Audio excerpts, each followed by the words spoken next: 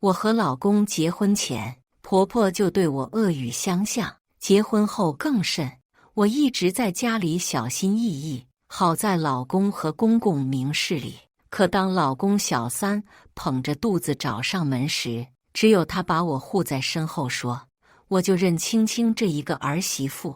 转头我就拿着彩票中的500万，带着婆婆周游世界去了。大家好，开始今天的分享之前，希望你能给人间烟火点个订阅，我将会分享更多优质的内容。周末我在家处理工作，手边放了碗老公买的草莓和蓝莓。哎呦呦，你可真会享受！婆婆刚进门就阴阳怪气，吓得我没敢再动。等她走近了，我端起碗，妈您吃，我可没你那金贵命，还是大小姐你吃吧。说完，她看了眼我，拿着菜到厨房去。季云清，赶紧过来学着点，这都几年了，饭还不会做一个，以后你想饿死啊！正看着一堆繁琐数据毫无头绪的我，被婆婆河东狮吼吓了一跳。我叹了口气，赶紧跑到厨房帮忙。你过来，自己翻炒。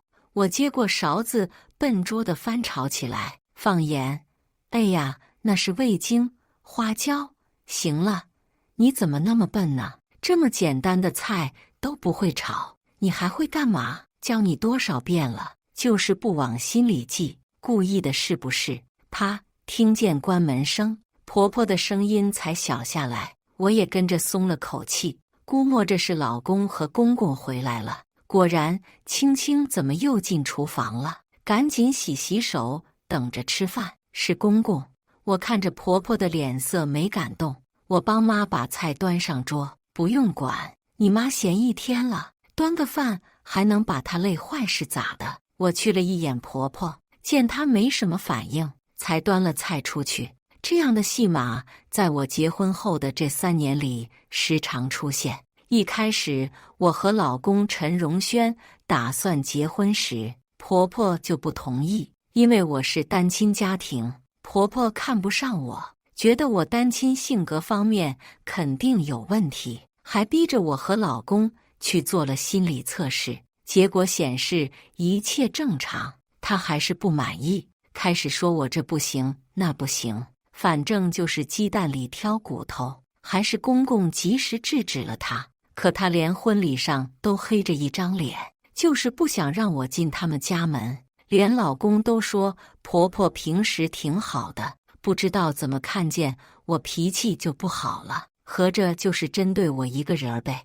我以为这种情况婚后会好，没想到婆婆婚后更甚。当初我和老公刚毕业1年就结婚，身上那点存款早就花完了，婚后只得和公公婆婆住在一起。婆婆今天不是说让我辞了工作相夫教子，就是隔3差5在我和老公极有兴趣的时候敲门，说找我老公有事，每次都弄得我俩兴致缺缺才罢休。不过看在老公和公公站在我身后力挺我，我也是真爱我老公，才能婚后3年还和公公婆婆住在一起。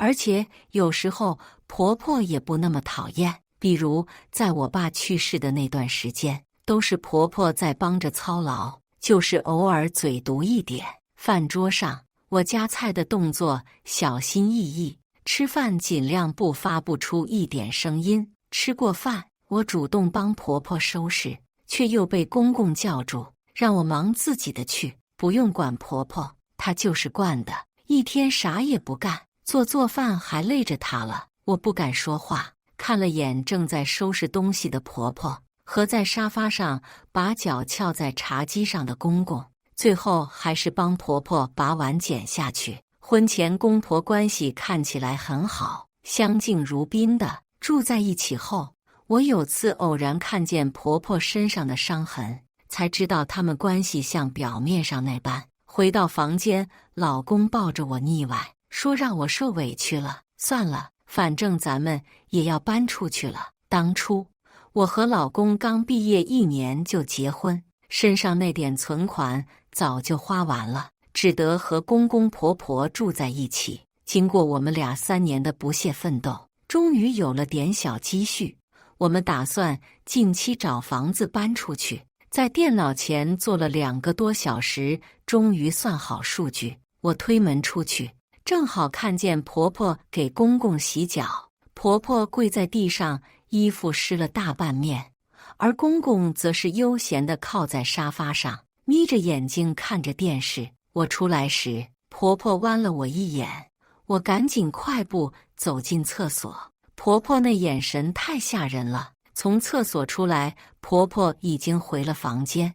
最近我工作很忙，早上起得早了些，破天荒的，在家甩手掌柜的公公也起来了。爸，您起这么早啊？我去买菜去，就当锻炼身体了。说完，公公穿上鞋，哼着小曲就走了，看起来心情还不错。我倒是觉得很稀奇。平时颐指气使惯了的公公，这会儿竟主动买菜去了。更让我惊奇的还在后面，公公这几天心情很好，不仅承担了早晚买菜的活，打完麻将回到家，就在房间里关着门，不知道在和谁打电话。甚至我出外勤的时候，还在商场看见公公站在珠宝店柜台前挑项链，心想着，这就是中年人的爱情吗？回家后，我仔细端详婆婆，反复试探婆婆有没有收到项链，结果都是否定的。那公公的项链是给谁买的呢？我觉得有点不对劲。睡觉前和老公说了这件事，你说咱爸是不是？怎么可能？可能爸是想等一个特殊日子给妈，倒是也有这种可能。我看着老公一脸无所谓的表情，不再多想。结果第2天就看见那条项链出现在别的女人脖子上。昨天电脑落在公司了，还有工作没完成，早餐我都等不及吃，和公公前后脚下了楼。结果我刚出单元楼，就看见公公向着小区门口的反方向走去。我正纳闷时，却见他在一个单元楼门口停下。没一会儿，一个年轻女人走出来，两人见周围没有人，那女人的动作才大胆起来，抱着公公脖子亲了口。晚上公公的胳膊走了，那女人穿着低领衣服，我一眼就看见了她脖子上公公上次买的钻石项链。两人有说有笑地走出小区，公公还主动帮那女人提着包，看得我一阵恼火。要知道，她从来没有为婆婆做过，每次一家人出去，她的大小东西都是婆婆拎着。没想到公公这把年纪了，还玩得这么花，那他最近这些反常举动就让人没有那么意外了。在公司一天，我都心不在焉，想着怎么把这件事告诉老公，毕竟是他亲爸爸，怕他知道了会难过。果然我晚上和他说了后，他一脸紧张，这事你先别和妈说，等明天我劝劝爸。我点点头，放心交给他了，毕竟是他爸妈。可第2天，我还是没忍住试探婆婆，妈，我爸最近怎么这么勤快呀？反正你也起来了，要不要和爸一起去买菜呀？死丫头，你见不得我闲是不是？赶紧去上班，看见你我就头疼。得，好心当做驴肝肺。本来公公出轨，看婆婆被蒙在鼓里，我多少应该有点幸灾乐祸的，但我却一点都高兴不起来，甚至有点为婆婆打抱不平。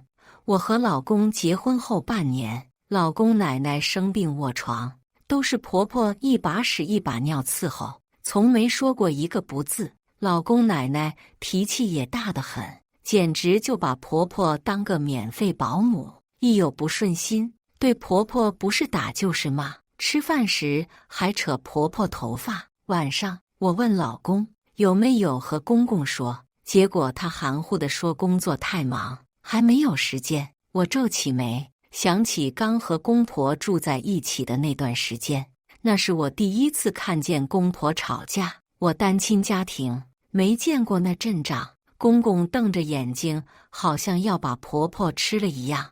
我躲在房间里，都能听见公公的怒吼声。结果我老公习以为常一般，慢条斯理地戴上了耳机。我让他出去劝劝，结果他说爸妈的事，孩子最好不要插手，亲儿子都这样。我这个刚进门的外人更不好说什么。结果第二天就见婆婆胳膊上多了一道伤痕。我老公就是太冷漠了，什么事情都分得很清楚。不过他这个做儿子的都没说什么，我这半个外人更不好说什么。好了，老婆，别担心了，他们会自己处理好。不过咱们今天是不是该……老公说着抱住我，手也开始不老实。别闹。事后老公睡得很快，我摸着老公的头发，觉得自己真的很幸福。就在我起身下床准备洗个澡时，老公放在枕边的电话响了。我拿起手机准备给他关静音，就看见他锁屏上跳出来的信息：你老婆睡着了吗？你都一天没有陪人家了，人家想死你了。是个陌生号码。我捏着手机的手指止不住的颤抖，想也不想就把老公摇醒。陈荣轩，这是谁？他眯着眼睛，迷迷瞪瞪，搞不清楚状况，看着手机好一会才反应过来，这不是个陌生号码吗？我不认识，是不是发错了？老公一脸坦荡，一点不像有事的样子。真的，老婆，你看我不是在公司就是在家，哪有时间搞别的呀？而且就这2条消息，你要不信，咱们给他打个电话。老公做事要拨通那个号码。算了算了，这么晚了，可能是没注意胡乱发的。睡觉吧。话是这么说，可我心里总是感觉不踏实，觉也没睡好。第二天顶着2个大黑眼圈去上班。怎么了，青青？没休息好啊？说话的是同事李姐，和她老公结婚10几年了。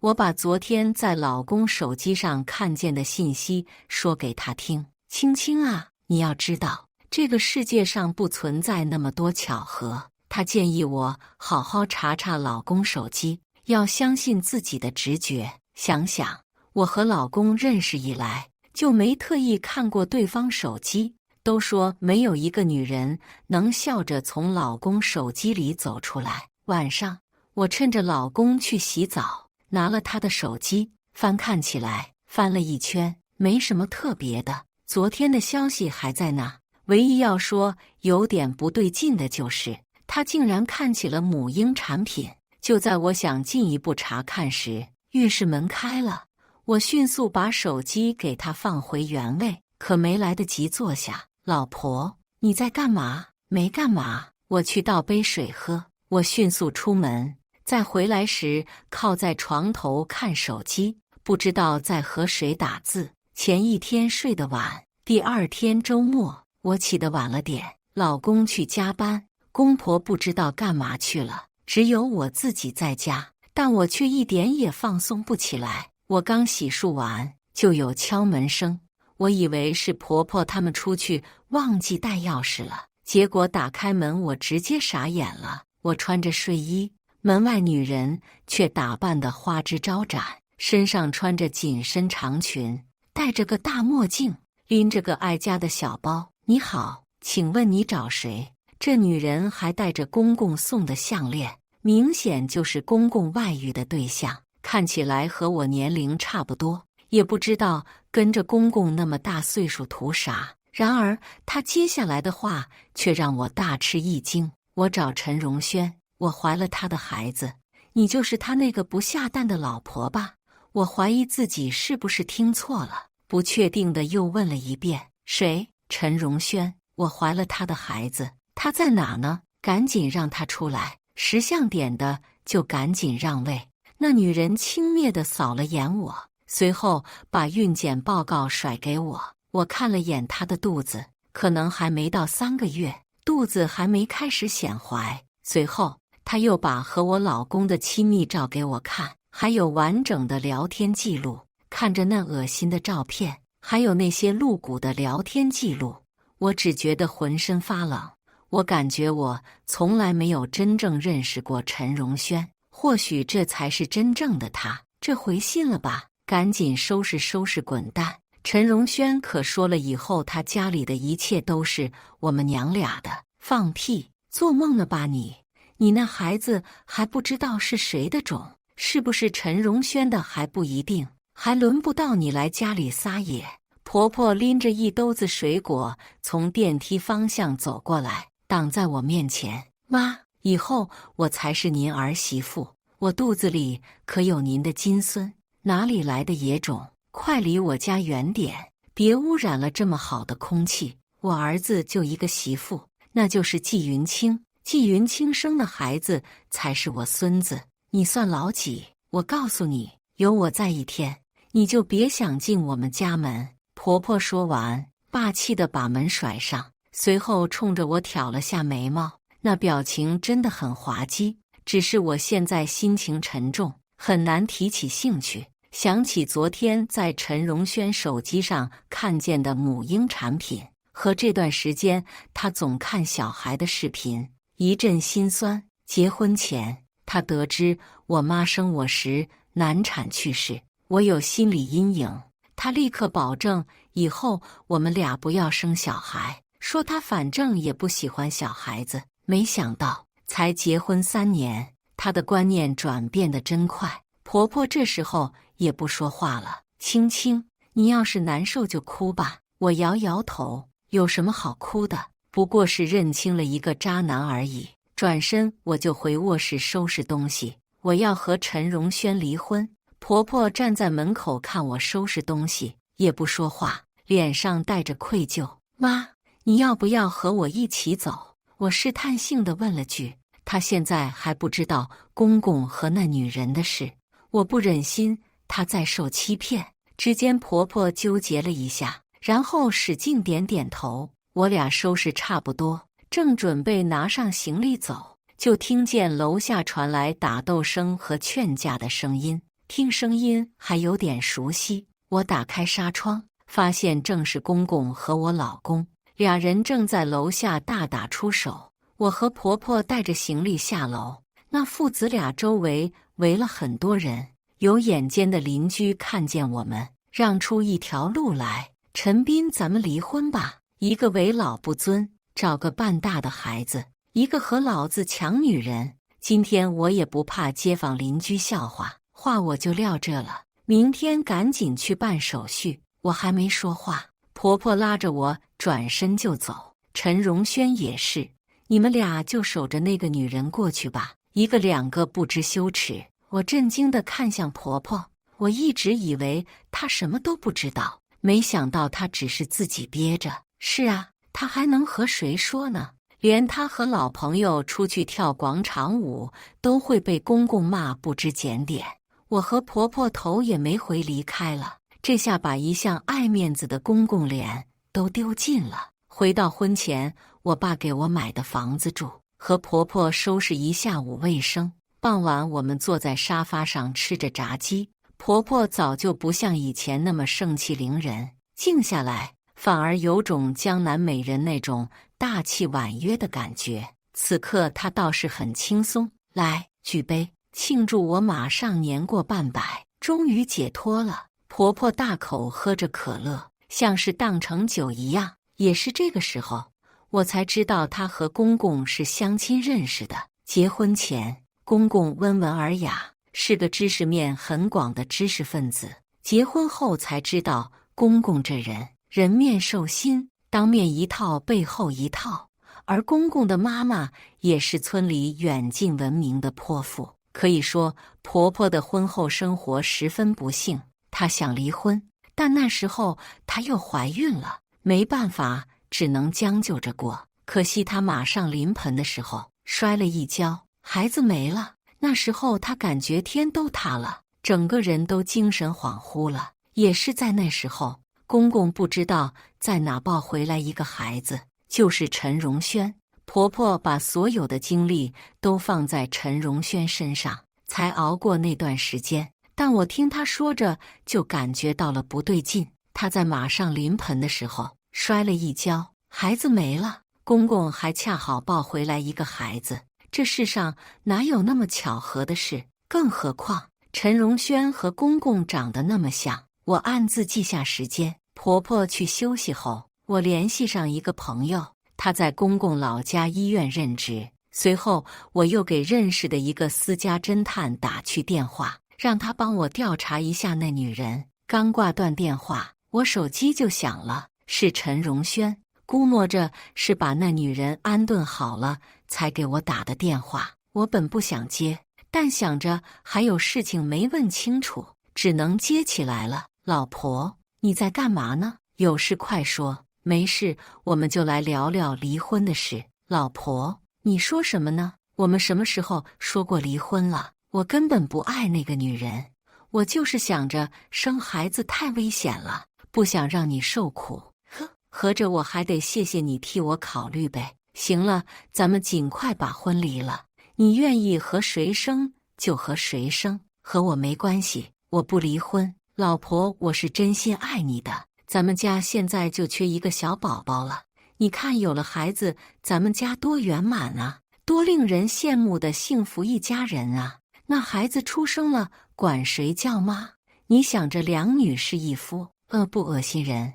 电话那头静了一瞬，然后就听见有个女人叫他名字，季云清。以前怎么没发现你这么轴呢？行了，我这还有事，明天赶紧带着我妈回来。说完他就挂了。我看着通话记录，静默了一瞬。他倒是理直气壮，还命令上我了。不过看来这父子俩最后是儿子争赢了。离婚前的准备挺多的，知道陈家父子不会到民政局领结婚证，我也没抱希望，直接带着婆婆找到了全城最有名的打离婚官司的律师钱正浩。钱律师打了将近20几年的离婚官司。我们在前台的带领下进到他办公室，刚一进去，他就显得很紧张，可边说边兴奋上了。整个过程，我都感觉他看婆婆的眼神不对劲，但具体哪里不对劲，我也说不上来。说了我们的离婚诉求后，钱律师就一直盯着婆婆看。认识？我低头和婆婆耳语。见她摇摇头，我就更纳闷了。钱律师和婆婆同岁，一直没结婚，口碑也很好。我想，如果钱律师有心思和婆婆认识，倒也不错。和钱律师聊完，他让我们收集证据，我们的胜算还是很大的。毕竟我们只想婚内财产一人一半，想快点把婚离了，远离人渣，好好过日子。然而就在我拿着我的卡去查里面的钱时，才发现卡里的钱只剩下2250块，好像在嘲笑我就是个傻子。这卡是我和陈荣轩共同存的，每月每人拿出5000存起来，少说也得有20万。我看着银行给我打印出来的流水，才发现陈荣轩前几天一下子取出来25万。一瞬间，我又气又难过。我没想到，我和陈荣轩大学2年，结婚3年，前后6年多的感情，就这么被他糟蹋了。不行，这钱我必须拿回来。我把打印的银行流水收好，回家准备和婆婆从长计议，绝对不能那么轻易分出去一半财产给他们父子。恰在这时，昨天派去盯着那女人的私家侦探给我发了几张照片，是有男人到那女人家里去，但那男人显然不是陈荣轩，也不是我公公。我反手就把照片转发给陈荣轩，还真叫婆婆说，对了，那女人肚子里怀的还不一定是谁的野种。照片发完的当天下午，我就收到陈荣轩的电话，老婆，我真的知道错了，这次是我糊涂了，都是徐杰不知道检点，勾引了我爸，还来勾引我，肚子里也不知道是谁的野种。老婆，我真是一时鬼迷心窍，你回来咱们好好过日子行吗？我听完直接挂断电话，保存好录音，顺便一个好心把照片发给了陈荣轩上司。而我这几天和婆婆跑东跑西，就是想看看公公手里到底还有多少钱。婆婆和公公白手起家，开了2家餐厅。餐厅开起来后，公公就以女人家不要总是抛头露面为理由，让婆婆做了家庭主妇。年纪大了后，就聘请了个经理代为打理餐厅。近几年餐饮行业竞争大，餐厅生意也一般，但毕竟是老饭店，还是有点口碑的。再差应该也差不到哪里去。可谁知道我们一查账单，直接吓了一跳。这几年餐厅竟然一直属于亏损状态，公公还一直在餐厅拿钱。随后我们又查了家里银行卡存着的流水，剩下的钱加起来还不到5万块，剩下的钱都叫公公拿去炒股了。这几年不景气，全赔了。好在家里房子是2人的共同财产，婆婆主张要买房子，拿2/3的钱。钱律师倒是很有把握。随后我们就开始走起诉离婚的程序。婆婆这几天心情挺好，第一次主动要和我一起去逛街。这么久了，还没和你一起买衣服，娱乐一下。以前我态度也不好，我知道那父子俩是啥德行。谁家好女孩嫁进来都会受到伤害，还好你不管结婚还是离婚都是这么坚定。要不是你，我还在和陈斌将就着过呢。婆婆离开公公后话都多了，人也开朗了不少。我还记得和陈荣轩刚结婚的时候，我为了讨好婆婆，选了件特别有气质的旗袍。本来婆婆刚看见时满脸的欢喜，结果下一秒脸色就变了。想想那时候就是公公出现了，他才那样的吧。满载而归，我正和婆婆说笑着，想着晚上做什么好吃的庆祝一下时，一个男人从我们单元楼门口冲了出来。见婆娘，老子真是给了你脸了，敢告老子！我告诉你，想离婚下辈子吧，别以为你勾搭上了钱正浩，老子就会怕你。老子见到他照样打。公公完全丢了儒雅的气质，整个人像疯狗一样冲上来。我把婆婆护在身后，和她撕扯着。周围旁观的人越来越多，我大喊着报警。在警察的帮助下，公公才没有继续打人，但嘴里还一直嘟囔着。最后他因不知悔改，在警局拘留5天。陈荣轩过来的时候，他看见婆婆不是关心婆婆的伤势怎么样，而是指责着看着婆婆：“您都多大岁数了，闹闹脾气就行了。我爸也知道错了，你赶紧回来。说到底，咱们才是一家人。”婆婆早就被他弄得心寒了，这会儿也懒得听他说什么。谁和你是一家人？早在你成年后，你爸打我，我让你报警，而你冷眼旁观的时候，你就不是我儿子了。以后我也会和你爸离婚，你自己好自为之吧。妈，你说什么呢？而我和婆婆已经完全不理会她走远了。回家后，我可没忘公公说的话，抓住懂点问婆婆她是怎么和钱律师认识的。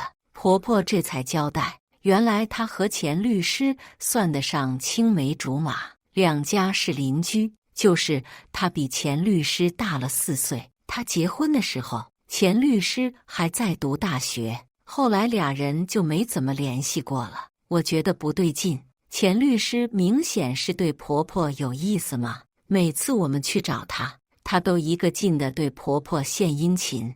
我一脸我懂了的表情看着婆婆，她不好意思地摸摸脸：“哎呀，你想什么呢？我们不可能。钱律师现在事业有成，要什么样的媳妇没有？非要想着我这个糟老太婆，那可不一定啊。而且你可不是糟老太婆，你比她们漂亮、温柔、贤惠多了。就你会说话。”说完，她就忙着做饭去了。我倒是从她的话中听出些不一样来。这天我正在上班，刚从老板办公室出来，就听见楼下传来一阵躁动。青青，那好像是你老公。女人的天性就是八卦，办公室里已经有好几个女人忍不住到楼下看热闹。我透过窗子看下去，果然是陈荣轩。她拉着个红色条幅，上面写着纪云清不知羞耻不要脸，自己有老公还和别人鬼混，出轨被抓还想分财产。我们俩闹离婚的事，公司里的人还不知道。我下来后，他们自动让出一条路。我看着拿着大喇叭讲得慷慨激昂的陈荣轩，觉得有些好笑。上午我才听说他被公司开除了，下午就来我公司闹事，速度还挺快。大家都来看看，就是这个臭婊子，不仅出轨，还想把我们婚内财产都带走。这栋大厦不只有我们公司，还有别的公司在。我耳边很快传来私语声。陈荣轩满意地看着自己的成果，随后他开始分发打印出来的 A4 纸。可 A4 纸发下去，耳边的议论声就小了。我瞥了眼那 A4 纸上的图片，这是他作为我出轨的证据。而图片上给我改衣服的人，明显就是我发小，也是我老板叶晨。我们关系挺好的，但他已经结婚了。那天是公司聚餐，聚完餐起了点风，叶晨顺势给我披了件衣服。当时他老婆也在，更何况公司所有人都看见了，我们根本什么都没有。陈荣轩，你有意思没？既然这么闲，赶紧把离婚协议书签了。我告诉你，我不可能签的，凭什么婚内财产全都给你？你想都不要想，那就法院见。说完转身我就要回公司，叫保安把他撵走。谁知下一秒，他突然抱着我的腰跪下。老婆，我错了，我不想让咱们这个家散了。我发誓，只要你回来，我一定和你好好过日子。真的，以后我努力工作。你不想和我爸妈住在一起，咱们买房子，咱们出去住，好不好？只要你别再生气。我皱着眉头，一根一根把他手指掰开，转身给了他一巴掌。这一巴掌是替你妈打的，她养你这么大，谁知道你和你爸一样是个白眼狼？什么叫上梁不正下梁歪？说的就是你陈家父子，你还不知道呢吧？你根本就不是你妈亲生的，是你爸不知道在哪把你弄回来的。我看着陈荣轩一点点变得错愕的表情，觉得有点好笑。不过现在可以确定，你就是你爸的亲生儿子。你妈瞒了你这么多年，现在还不想告诉你，结果你呢？白眼狼，不可能，怎么可能？我给保安使了个眼色，看着他失魂落魄的被保安带走，突然觉得他真的很可笑。开庭当天，我带着所有证据，毫无例外，有钱律师的官司不可能会败诉。当法官敲下锤子那一刻，我知道所有的一切都结束了。我和婆婆相视一笑，而那父子俩眼睛里像是淬了毒一般，死死盯着我俩。最后我们拿了法院的判决，当天晚上就去吃火锅庆祝。出来看见一个彩票站，我想着今天这么好的日子，怎么也得买张彩票看看手气。拉着婆婆进去买了张10块钱的刮刮乐，刮完奖才发现竟然中了100万，交完税还剩80万。今天果然是个好日子，我直接请假，给我和婆婆买了去斯里兰卡的机票。她辛苦了一辈子，总该休息一下了。等待签证的时候，我心里很不踏实。我被那天陈家父子俩的眼神看得心里直发毛。这天我正准备带婆婆去取签证，车送去检修了，还没取回来，只好打了个出租车。坐上出租车，我的心就开始突突直跳。还没等我和婆婆反应过来，我就被捂住嘴，晕了过去。再醒过来时，我和婆婆被关在一间平房里。醒了，臭婊子，想要老子钱，看你有没有那个命花吧。陈荣轩，你想干嘛？我和婆婆背靠背绑在一起，我抓着绳子，手里出了很多汗。我想干嘛？我给过你机会的，是你自己不好好珍惜，非让老子出绝招。你说说，你不好好和我过日子，图什么呢？你放心，你们在这里死了，不会有人发现的。到时候老子拿着你分到的钱，逍遥快活去，哈哈哈哈哈哈！行了，别废话了，赶紧动手吧。是公公，他刚从外面进来，手里拿着一把刀，银光乍现，看得我浑身一抖。陈斌，你个老不死的东西，你害了我一辈子，那又怎样？最后还不是我活下来，享受一切。眼见着公公就要走到婆婆身边，陈荣轩还站在原地。陈荣轩，我想好了，咱们不离婚了，咱们好好过日子。我原谅你了，你只是犯了全天下男人都会犯的错，就算我以后再婚了，他还是会这样。咱们不离婚了，你要是喜欢小孩，咱们再领养一个也行，或者我生。青青，不要委屈自己。婆婆极力阻止。我想好了，咱们这么多年的感情，我是真的爱你，我相信你只是一时糊涂。你现在放了我，咱们回去就复婚，咱们买房子出去住，好吗？陈荣轩，他骗你的，赶紧动手！你是老子儿子，都到这时候了，别那么怂！公公撑着嗓子吼。陈荣轩这才像是回了魂魄，不可能，你是骗我的，你是骗我的！说着，拿着刀往我这边走。啊，陈斌，你有本事就弄死我，反正我也不想活了。眼看着公公的刀就要落下，不，门口传来一声大叫，很多人一股脑涌进来。很快，陈家父子就被警察制服。到医院后，我和婆婆才松了口气。来救我们的人正是钱律师。原来那天下了庭后，他觉得不对劲，就给我婆婆一个装了定位器的项链。今天也是他发现不对，赶紧报了警。而我现在才知道，原来钱律师和我婆婆是青梅竹马。就在我婆婆自己上街给钱律师挑选升学礼物时，她被公公拖进巷子里强奸了。那之后，我婆婆就怀孕了。她家里嫌丢人，让她嫁给了陈斌。她觉得这不是什么好事，所以一开始没说，也怕遭我嫌弃。怎么会？我心疼你还来不及呢。我一把抱住婆婆，她这一生遭受了这么多不公平，还好我们没受什么重伤。出了院，陈家父子的判决书也下来了，10年有期。我和婆婆卖了家里的房子。买房子的时候，听邻居说徐杰因为诈骗被抓进去了。听后，我和婆婆也只是笑笑。说实话，我和婆婆还得感谢他呢，要不是他，我们俩现在还被渣男骗着。卖完房子，我们拿上签证就飞了。钱律师来送的机，他把婆婆拉到一边，小心翼翼地和她告白。婆婆没同意。我知道婆婆是觉得自己年纪大了，配不上钱律师。在飞机上，我问婆婆以后会和钱律师在一起吗？我现在最大的愿望就是把你嫁出去。我这把年纪了，不急了。我撇撇嘴，没说话。哎，看来钱律师还是要多多努力呀。以上就是今天分享的故事。大家有什么想说的、想吐槽的，欢迎在下方评论交流。也更希望能给人间烟火点个订阅，我将会分享更多优质的故事内容。